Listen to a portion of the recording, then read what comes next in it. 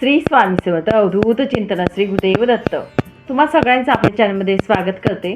तर बघा, आजचा विषय आपला होणार आहे, श्रावण महिना येत आहे. तर श्रावण महिन्यामध्ये भगवान शंकरांची उच्च कोटीची सेवा, आणि ती म्हणजेच कोणती, तर रुद्राभिषेक जो असतो तो कसा करावा. रुद्राभिषेक करत असताना आपल्याला साहित्य काय लागणार आहे, कोणत्या कोणत्या मंत्र स्तोत्र पठणाचे आपण रुद्राभिषेकामध्ये करू शकतो. रुद्राभिषेक करण्यासाठी आपण घरच्या घरी करू शकतो. आणि दुसरंच म्हणजेच काय, तर हा अभिषेक करण्यासाठी आपल्यालाही कोणतीही पूजेची तयारी खूप मोठी करायची गरज नाही. घरातले जे साहित्य आपल्या घरात अवेलेबल असतं त्या साहित्यामध्ये आपण ही पूजा करत असतो. बऱ्याच ठिकाणी बघा, लघु रुद्र, मोठा रुद्र हा केला जातो. भटजींना, ब्राह्मण बाबांना बोलवून केला जातो आणि याचे पैसे सुद्धा जास्त प्रमाणात असतात. पण मात्र गुरुमाऊलींच्या कृपा आशीर्वादाने आपल्याला घरच्या घरी आपण रुद्राभिषेक ही सेवा जी असते ती करू शकतो. आता रुद्राभिषेक कशासाठी करावा, काय करावा, तर बघा, भगवान शंकर जे आहेत हे भोळे स्वभावाचे आहेत. भगवान शंकर जे आहेत ते बघा, खंडोबांचं रूप जे आहे ते कुलदेवतांचं रूप आहे. म्हणून आपल्याला जर कुलदेवांचा कोप झाला असेल तो सुद्धा आपला कमी होत असतो रुद्राभिषेकाने. त्यानंतर पुढचं तुम्हाला सांगेल, बऱ्याच महिलांचा असे प्रश्न येतात, बऱ्याच महिलांचे, की व्यसनाधीनता, नवरे वाईट मार्गाला लागलेले आहेत, व्यसन करत आहे, दारूचं व्यसन असू द्या किंवा दुसरं व्यसन असू द्या, तर ते व्यसन दूर होण्यासाठी सुद्धा रुद्राभिषेकाची सेवा 41 दिवसाची संकल्पयुक्त तुम्ही करू शकतात.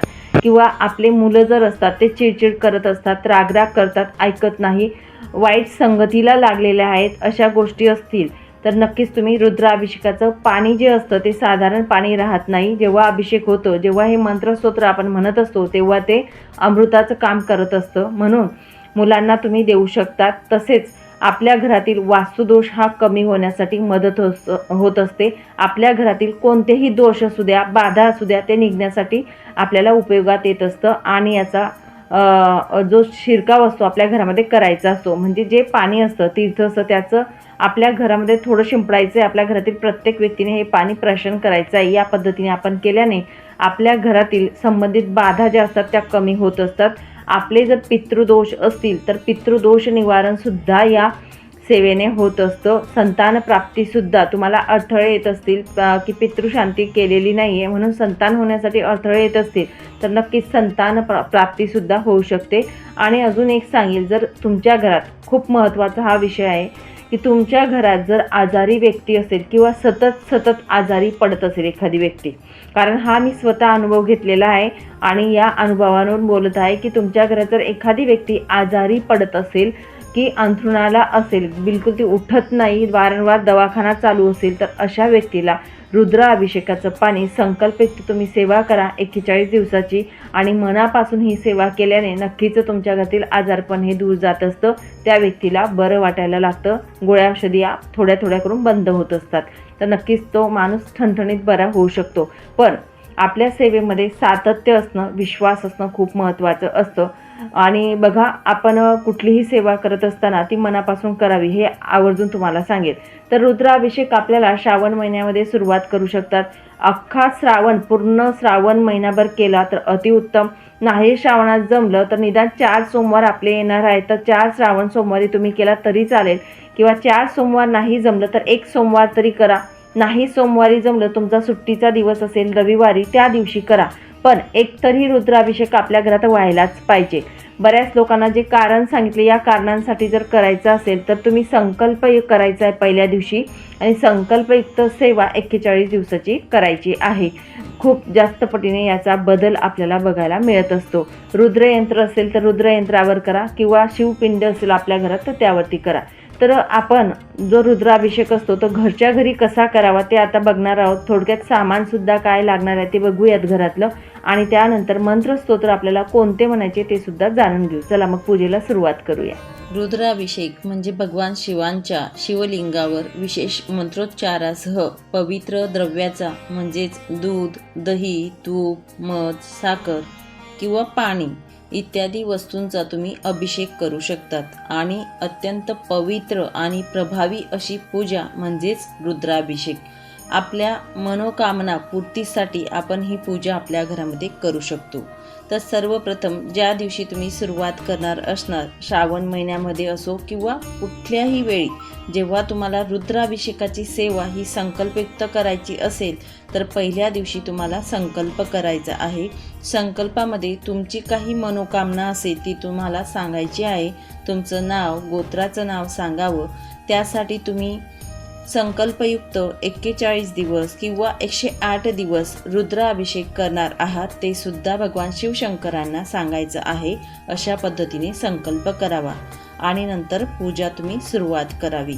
पूजा करत असताना पूजेचा वेळ हा सकाळी 8च्या आधी किंवा संध्याकाळी 5 नंतर प्रदोषकाळी करावा, कारण हा वेळ अतिशय शुभ असा मानला जातो. भगवान शंकरांची पूजा करण्यासाठी पवित्र असा वेळ मानला जातो, म्हणून यावेळी करावा.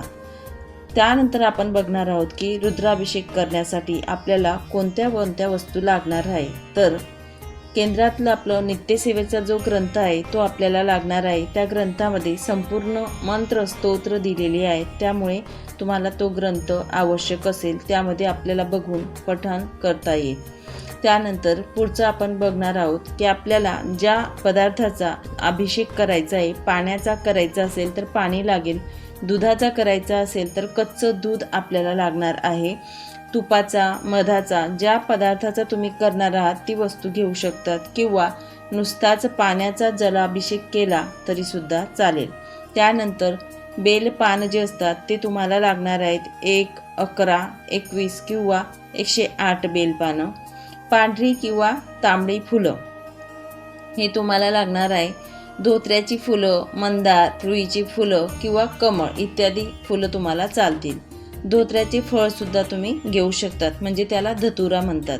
त्यानंतर भगवान शंकरांना तुम्हाला ज्या वस्तू अवेलेबल होतील त्या आपण वाहायच्या आहेत, म्हणजेच त्यामध्ये भस्म, विभूती, त्यानंतर चंदन जे असतं ते पांढरं किंवा तांबडं चंदन असतं ते सुद्धा वाहू शकतात.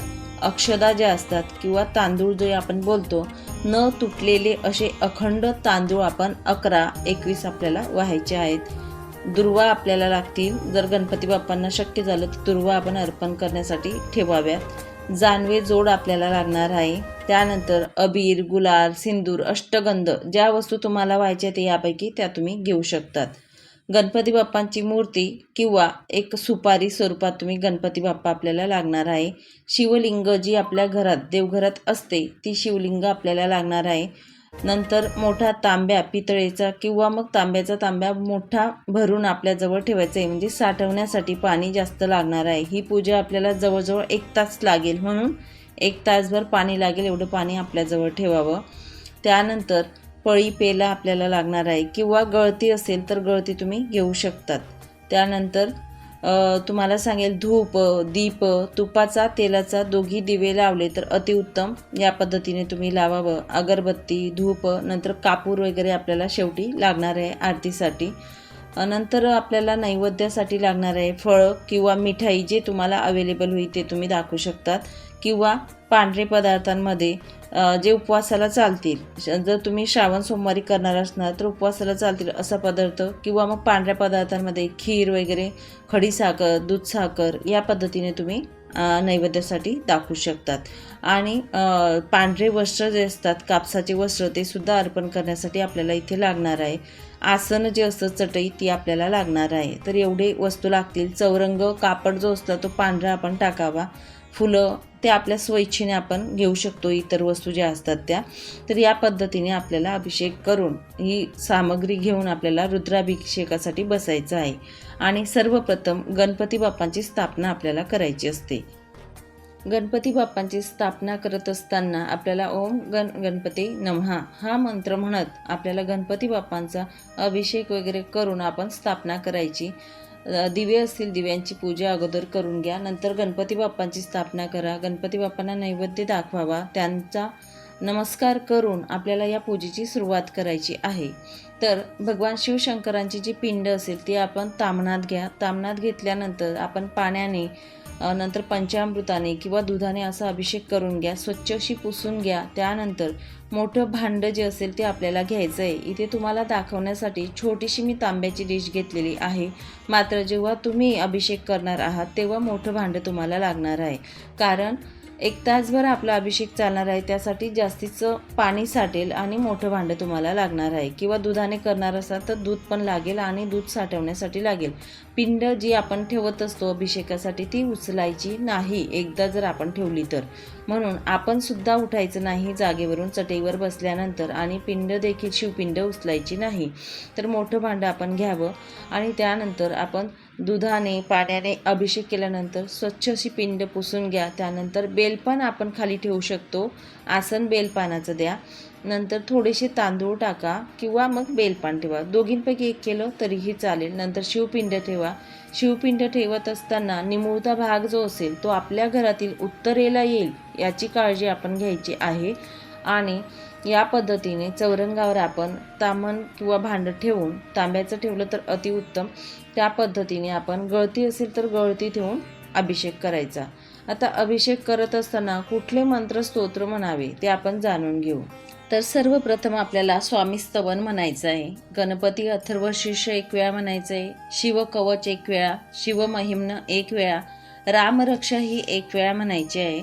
रुद्र अध्याय जे आहेत ते म्हणायचे आहेत. रुद्र अध्यायामध्ये चमक आणि नमक 2 भाग येतात. चमक हे 11 अध्याय ते सुद्धा म्हणायचे आणि नमकचे 11 अध्याय ते सुद्धा म्हणायचे आहेत. त्यानंतर श्री सूक्त 1 वेळा, रुद्र गायत्री मंत्र हा आपल्याला म्हणायचा आहे 11 वेळा, अमृत संजीवनी मंत्र 11 वेळा, संजीवनी मंत्र 11 वेळा, महामृत्युंजय मंत्र हा 11 वेळा. त्यानंतर कालभैरव अष्टक जे आहे ते 1 वेळा. आणि नंतर ही संपूर्ण स्तोत्र म्हणून आपल्याला अभिषेक करायचा आहे. त्यानंतर शिवपिंडी स्वच्छ अशी पुसून घ्यावी. पुसून घेऊन आपल्याला शिवनामावली म्हणत बेलपान जे आहेत ते अर्पण करायचे आहेत शिवांना. तेव्हा आपण अभिषेक करायचा नाही. हे सगळे मंत्र स्तोत्र म्हणून आपल्याला अभिषेक करायचा आहे. शिवपिंड उचलून पाटावर मांडावी आणि शिवनामावली म्हणत आपल्याला 1-1 बेलपान असं अर्पण करायचं आहे. बेलपान 1 असलं तर आपल्या उजव्या हातात घ्या. अष्टोत्तर शतनामावली होते तोपर्यंत आपल्या हातात ठेवा आणि नंतर आपण शिवपिंडीला अर्पण करू शकतो. त्या शिव हर शंकर नमामि शंकर शिव शंकर शंभो, हे गिरिजापती भवानी शंकर शिव शंकर शंभो, हे शिवांचं ध्यान आहे. हे 11 वेळा ही प्रार्थना म्हणायची आहे. त्यानंतर शिवांना आपण नैवेद्य दाखवायचा आहे. पांढऱ्या पदार्थाचा नैवेद्य कोणताही चालेल. धूप दीप ओवाळायचं आहे. कर्पूर लावून आपल्याला कर्पूर आरती करायची आहे. आरती करत असताना गणपती बाप्पांची आरती म्हणावी आणि त्यानंतर शिवांची आरती करायची आहे. अभिषेक केल्यानंतर जे पाणी राहणार आहे ते सगळ्यांनी आपल्या घरातील प्रत्येक व्यक्तीने तीर्थ म्हणून घ्यावं. आपल्या घरामध्ये थोडं शिंपडायचं आहे. ओम नमः शिवाय हात जप करत. आणि जे उरलेलं पाणी असेल ते तुम्ही झाडांना टाकू शकता. प्रसाद जो दाखवलेला असतो सगळ्यांनी आपण प्रसाद घ्यायचा आणि त्यानंतर जी पूजा असेल ही दुसऱ्या दिवशी आपण उचलू शकतो. उत्तर पूजा करून फुलं असते ते निर्माल्यात टाका. गणपती बाप्पा महादेवाची पिंड आपण देवघरात ठेवावी. या पद्धतीने करा. तुम्ही जर संकल्पयुक्त करत असणार तर संकल्पयुक्त करत असताना काही अडचण आली किंवा मासिक धर्म आला तर तेवढे दिवस थांबा, पुढे कंटिन्यू करा. त्यानंतर सुतक विटाळ जर आलं तर तेवढे दिवस स्किप करा, पुढे कंटिन्यू करा किंवा नव्याने तुम्ही सुरुवात करू शकतात. तुमच्या सवडीनुसार, तुमच्या मनाच्या तयारीनुसार तुम्ही करू शकतात. आपण ही सेवा चालू असताना कोणते नियम पाळावे तर मांसाहार वर्ज्य करावा. त्यानंतर ब्रह्मचर्य नाही पाळलं तरीही चालतं. तर शेवटी बघा, परमात्माच्या हातात असं जे काही आपल्याला द्यायचं ते, आणि नक्कीच या सेवेचं फळ हे अगणित असतं. म्हणून सगळ्यांनी, ज्यांना कोणाला अडचणी असतील त्यांनी 41 दिवसाची संकल्पयुक्त सेवा नक्कीच करून बघा. 41 दिवस, त्यानंतर तुमच्या सोयीनुसार तुम्ही 108 दिवस किंवा 51 दिवस अशा पद्धतीने सुद्धा करू शकतात. चला मग इथेच थांबते. नंतर अजून भेटेल अशाच व्हिडिओसोबत. श्री स्वामी समर्थ. व्हिडिओ आवडला असेल तर नक्कीच व्हिडिओला लाईक करा, शेअर करा. नवीन असणार तर सबस्क्राईब करा. धन्यवाद.